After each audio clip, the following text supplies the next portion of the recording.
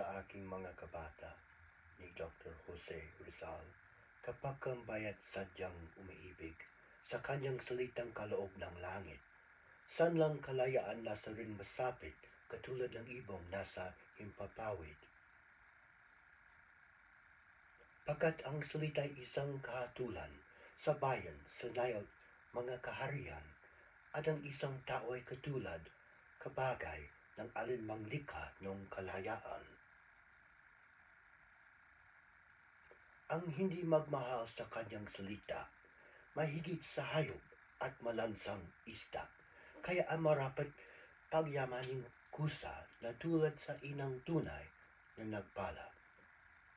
Ang wikang Tagalog, tulad din sa Latin, sa English, Kastila at salitang Anghel, sapagkat ang poong maalam tumingin ang siyang nagawad, nagbigay sa atin.